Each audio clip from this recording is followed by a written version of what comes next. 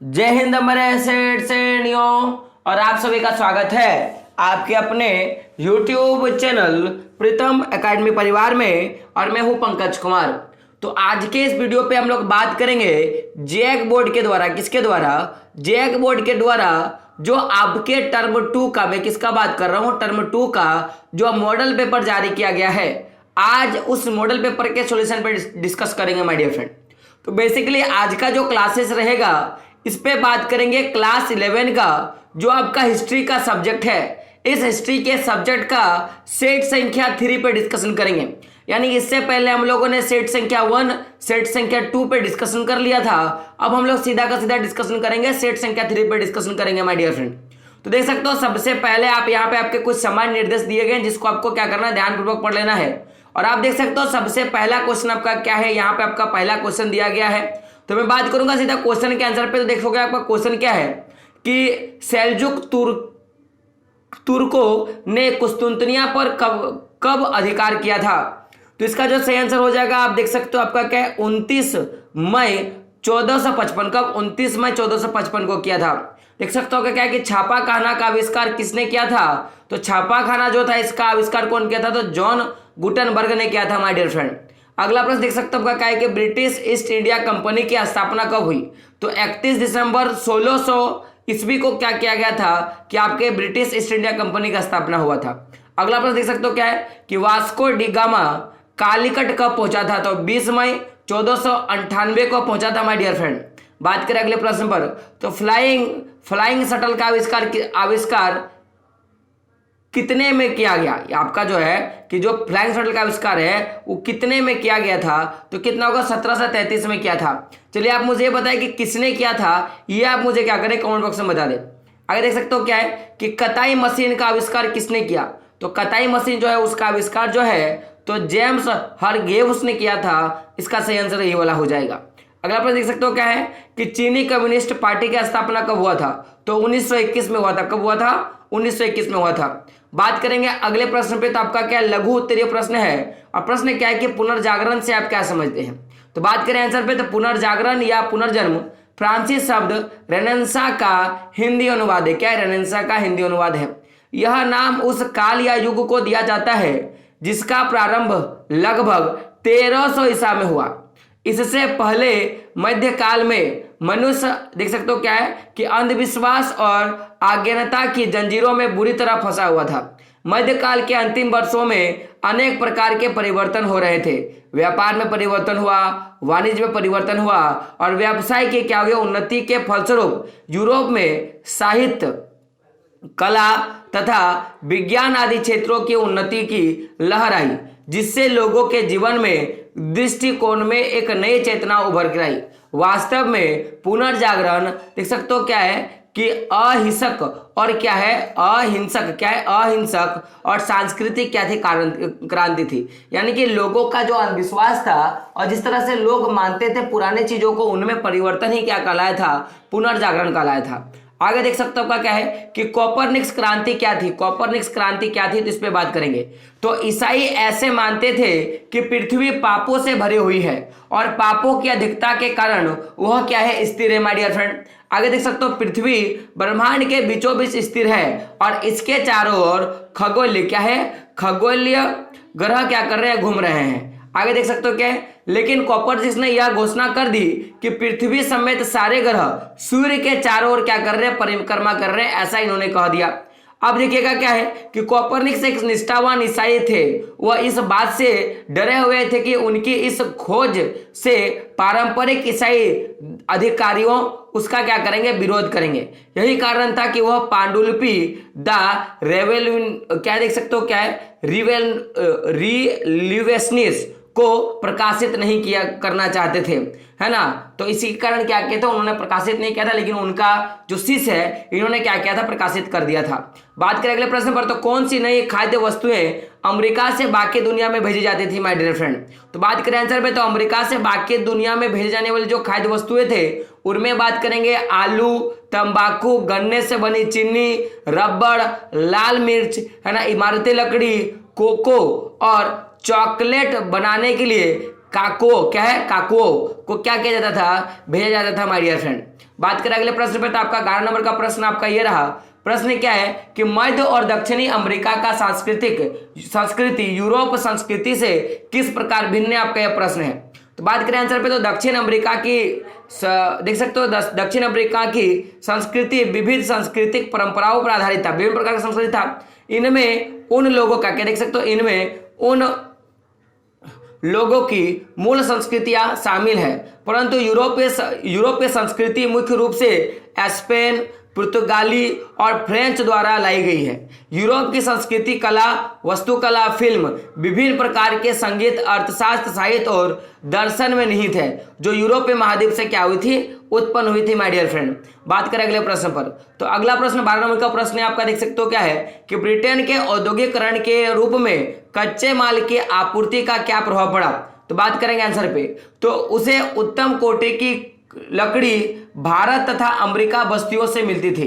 यदि इन दोनों स्थानों से उत्तम लकड़ी नहीं मिलती तो संभवतः जहाज निर्माण एवं रेलवे निर्माण उद्योग का उल्लेख विकास नहीं हो पाता। अतः स्पष्ट हो जाता है कि ब्रिटिश औद्योगिकरण के फलस्वरूप कच्चे माल की आपूर्ति का पर्याप्त प्रभाव हुआ था। बात करें आंसर पे, तो अगला प्रश्न क्या देख सकते हो, ब्रिटेन में स्त्रियों के विभिन्न वर्गों के जीवन पर औद्योगिक क्रांति का क्या प्रभाव पड़ा। तो बात करेंगे आंसर पे, तो ब्रिटेन के औद्योगिकरण के कारण स्त्रियों को कारखाने में ज्यादा देर तक काम करने का क्या मिला, ज्यादा देर के काम करने के फलस्वरूप बुरा प्रभाव पड़ा, उनके स्वास्थ्य पर पड़ा और स्त्रियों का गृहस्थ जीवन बर्बादी की कगार पर आ गया। वह दूसरी तरफ औद्योगिकरण के कारण संपन्न व उच्च वर्ग की स्त्रियों के जीवन भी क्या हो गया, अधिक आनंदमय होने लगे थे। बात करें अगले प्रश्न पे, तो अगला प्रश्न देख सकते हो क्या है कि सनयात सेन के 3 सिद्धांत क्या थे। सनयात सेन जो थे इनके क्या 3 सिद्धांत थे। तो पहला क्या थे, राष्ट्रवाद। तो बात करेंगे आंसर पे, तो क्या है राष्ट्रवाद, इसका अर्थ था कि मांचू राजवंश को सत्ता से हटाना, क्योंकि उससे विदेशी राजस्व माना जाता था, राजवंश माना जाता था। साथ ही विदेशी साम्राज्यों को क्या करना, बाहर निकालना, इनका एक क्या था, सिद्धांत था।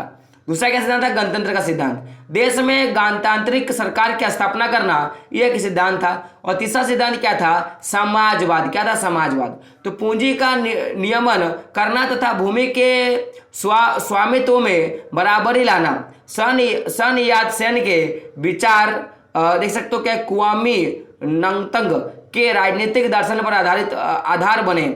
उन्होंने कपड़ा, भोजन, घर और परिवहन इन पर बड़ी आवश्यकता क्या था, रेखांकित किया था माय डियर फ्रेंड। बात करें अगले प्रश्न पे, तो 15 नंबर का प्रश्न है आपका कि वह प्रश्न क्या है कि इटली सर्वप्रथम पुनर्जागरण इटली में ही क्यों हुआ, यह आपका प्रश्न है। तो भाई इसका निम्न कारण है। पहला कारण क्या है देख सकते हो आपका कि व्यापार का विकास। इटली में व्यापार के क्षेत्र में अत्यधिक विकास हुआ और वहां बड़े बड़े नगरों का क्या देख सकते हो क्या है कि बड़े बड़े नगरों का विकास क्या है, विकास हुआ। वेनिस, फ्लोरेंस देख सकते हो, मिलान आदि इटली के प्रसिद्ध व्यापारिक क्या थे, केंद्र थे। आगे देख सकते हो क्या, धनी वर्ग का योगदान। व्यापार की उन्नति के कारण इटली में बड़े बड़े नगरों का उदय और विकास हुआ तथा धनी लोगों का देख सकते हो क्या है, प्रादुर्भावी हुआ है ना, उनका उद्भव हुआ। धनी लोगों ने साहित्य एवं कला के विकास में काफी योगदान दिया। बात करेंगे अगला, तो अगला क्या है देख सकते हो, नगरों का विकास। क्या है, नगरों का विकास। इटली में बड़े बड़े नगरों का उदय और विकास हुआ। फ्लोरेंस, वेनिस, मिलान आदि नगर काफी देख सकते हो क्या है, समृद्ध तथा उन्नत थे। इटली के ये नगर ज्ञान विज्ञान का क्या बना, केंद्र बना। आगे देख सकते हो इटली का वैभव। क्या है, इटली का वैभव। तो इटली प्राचीन साम्राज्य एवं संस्कृति का प्रतीक था। इटली के पुनर्जागरण के लिए रोमन संस्कृति से क्या मिला, प्रेरणा मिल रहा था। और आगे देख सकते हो क्या है, इटली का भौगोलिक स्थिति। यूरोप के अन्य देशों की अपेक्षा इटली का यूनानी साम्राज्य तथा उनकी संस्कृति में घनिष्ठ संपर्क था। अतः इटली पर यूनानी संस्कृति का पहले से ही काफी प्रभाव पड़ा था माय डियर फ्रेंड। बात करें अगले प्रश्न पे, तो प्रश्न क्या देख सकते हो, विज्ञान और दर्शन में अरब और अरबियों का क्या योगदान रहा होगा, है ना, ये आपका प्रश्न है। तो बात करें आंसर पे, तो विज्ञान और दर्शन के क्षेत्र में अरब लोगों का निम्नलिखित योगदान था। सबसे पहला देख सकते हो क्या, उन्होंने चिकित्सा शास्त्र को ज्ञान भारत और यूनान से सीखा और स्वयं इसमें उन्नति की। उन्होंने देख सकते हो क्या है, अल राजी तथा इब्नस्नी जैसे महान चिकित्सक पैदा किए, जिन्होंने चेचक, क्षय रोग एवं देख सकते हो क्या है कि तंत्र संबंधित अनेक रोगों का पता लगाया और उनका ठीक क्या है विश्लेषण किया। उन्होंने प्लेग, आंखों के रोग तथा छुआछूत की बीमारियों की जानकारी तथा इलाज के लिए अनेक अस्पताल खोले। और अगला क्या हो गया, अरबों ने गणित के क्षेत्र में भारतीय अंक प्रणाली तथा यूनानी से त्रिकोणमिति का ज्ञान प्राप्त किया और उसका आगे कह सकते हो क्या है कि आगे खूब विस्तार किया। देख सकते हो उमर ख़याम जिन्हें महान कवि थे उतने ही महान गणितज्ञ भी थे। उन्होंने जो पंचांग बनाया वह ईसाई पंचांग से कहीं क्या था, शुद्ध था। आगे देख सकते हो क्या है कि अरब ज्योतिषी इस समय यह जानते थे, है ना। तो भाई अरब जो थे वो क्या जानते थे, समय के बारे में सब कुछ जानते थे। तो ये सारे थे। बात का 17 नंबर प्रश्न पे, तो प्रश्न क्या है, यूरोपवासियों की खोज यात्राओं के बारे में बताएं। तो ये जो आपका प्रश्न है इसको आपको खुद से कर लेना है, क्योंकि इसका जो सोल्यूशन मेरे पास नहीं है। तो अगर सोल्यूशन मिल जाएगा तो मैं आपको क्या करूंगा, बता दूंगा। बात करें अगले प्रश्न पे, तो अगला प्रश्न देख सकते हो, सॉरी यहाँ पे आपका एक जो है प्रश्न ऊपर हो गया था, तो तीसरा नंबर का जो आंसर है आपको यहाँ पे थोड़ा मिल जाएगा। तो मैं इसको थोड़ा मैं पढ़ दूं। देख सकते हो यहाँ पे क्या लिखा है कि पृथ्वी अपनी धुरी पर, उस समय उनको पता चल गया था कि पृथ्वी अपनी धुरी पर घूमता है और सूर्य के चारों ओर चक्कर लगाती है, परंतु उस समय यूरोप वाले इस विश्व सिद्धांत के क्या थे, के खिलाफ थे। उनको लगता था कि पृथ्वी जो है केंद्र पर है। आगे देख सकते हो क्या है, रसायन शास्त्र के क्षेत्र में अरब वाले ने सोडियम, कार्बन, देख सकते हो सिल्वर नाइट्रेट जैसे नए मिश्रण और नए गंधक के देख सकते हो क्या है तेजाबों का पता लगा लिया था। आगे देख सकते हो साहित्य के क्षेत्र में अमर ख़याम की और रुबाइया फिरदौसी का शाहनामा और एक देख सकते हो 1001 कहानियों का संग्रह देख सकते हो क्या है अलिफ लैला आज भी क्या है विश्व भर में प्रसिद्ध है। आगे देख सकते हो आपका क्या है कि अरबों की कलात्मक प्रतिभा बगदाद, काहिरा, दशमिक की मस्जिदों तथा उस समय की मिट्टी एवं शीशों के बने बर्तनों में देखने को मिली है। इस भवनों में बल्बों जैसे देख सकते हो क्या गुंबद, छोटी मीनार, छोटे क्या देख सकते हो छोटे खुरों के आकार के महराव तथा देख सकते हो क्या है कि मोड़दार स्तंभ देखते ही क्या करते बनते हैं। आप देख सकते हो 17 नंबर का प्रश्न वहां पे था, हम लोग 16 नंबर का आंसर देख लिया। बात करें अगला, ब्रिटेन 1798 से लेके 1815 तक कई देख सकते हो क्या है कि युद्धों में शामिल रहा, जिसका ब्रिटेन में उद्योगों पर क्या प्रभाव पड़ा। तो 1798 से 1815 तक ब्रिटेन का फ्रांस के साथ लंबा युद्ध चल रहा था। इसके परिणामस्वरूप इंग्लैंड और यूरोप के बीच चलने वाला व्यापार छिन्न भिन्न हो गया। विश्व देख सकते हो क्या है देख सकते हो क्या है विवश होकर इंग्लैंड की अपनी फैक्ट्रियों को मजबूरन बंद करना पड़ा। इससे बेरोजगारी बढ़ गई और रोटी, मांस जैसे आवश्यक खाद्य पदार्थों की कीमतें क्या होने लगी, आकाश छूने लगी थी। आगे देख सकते हो 19 नंबर का क्वेश्चन क्या है कि मंजीपुर स्थापना से पहले के हुए अहम घटनाएं क्या थी जिन्होंने जापान के तीव्र आधुनिकीकरण को संभव किया। तो 1867 से 1868 में जापान में एक देख सकते हो क्या है कि क्या है आगे लिखा हुआ है कि एक युगांतकारी घटना मेंजी स्थापना के रूप में घटी। सदियों पूर्व जापान में दो अहम प्रशासनिक शक्तियां थी, सम्राट तथा प्रधान सेनापति अथवा शोगुन। हालांकि प्रशासन की समस्त शक्तियां शोगुन केंद्रित था, यानी कि शोगुन पर था। सम्राट मात्र राजनीतिक क्या था, मुख्यता था। सम्राट को केवल राजनीतिक मुख्य था।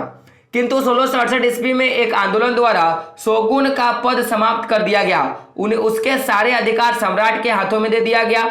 नए सम्राट 14 वर्षीय क्या देख सकते हो क्या है मुसुहितो ने मेजी की देख सकते हो क्या है उपाधि धारण की। मेजी स्थापना से पूर्व जापान के कुछ महत्वपूर्ण घटनाएं घटी हुई, फलतः आधुनिकीकरण का क्या हो गया हमारे प्रस्तुत होगा।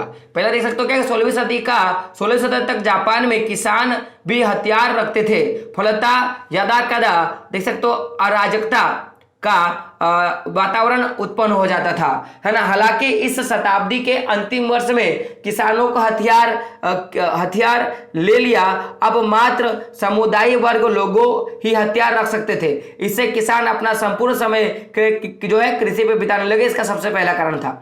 आगे देख सकते हो, इससे पूर्व डमियों को अधिकांश समय शोगुन के निर्देशानुसार राजधानी क्या देख सकते हो कि में व्यतीत करना पड़ता था। फलतः अपने क्षेत्रों में प्रशासनिक कार्यों का संचालन सुचारू रूप से करने में असमर्थ हो जाते थे। तो 16वीं शताब्दी के अंतिम वर्षों में उन्होंने अपनी राजधानी में रहने का क्या कर दिया, आदेश दे दिया और अपनी राजधानी को देख पाते थे। भूमि का सर्वेक्षण तथा उत्पादकता के आधार पर भूमि का वर्गीकरण किया गया, है ना। तो इतने सारे काम किए गए, जिसके बाद जो है मैं बोलूंगा कि जापान में आधुनिकीकरण संभव हुआ। तो जितने भी प्रश्न थे मैंने सारा का सारा करवा दिया। तो वीडियो कैसा लगा आपको कमेंट बॉक्स में बताना। चैनल पर नहीं हो तो क्या करना, चैनल को सब्सक्राइब करना है। और सबसे बड़ी बात कि ये जो वीडियो मैंने लिया और बाकी जो 3 सेट लिए हैं उसका उसका जो पीडीएफ है, उसका जो पीडीएफ जो है आपको हमारे टेलीग्राम ग्रुप पे देखने के लिए मिल जाएगा। तो जो लोग अभी तक हमारे टेलीग्राम ग्रुप में जुड़े नहीं हो, ज्वाइन हो जाए, और जो लोग चैनल पर नहीं हो तो क्या करें, चैनल को सब्सक्राइब करें। और टेलीग्राम ग्रुप का जो लिंक है वो आपको डिस्क्रिप्शन बॉक्स में मिल जाएगा। तो दोस्तों मिलते हैं अगले वीडियो में, तब तक के लिए जय हिंद, जय भारत और आपका दिन शुभ हो।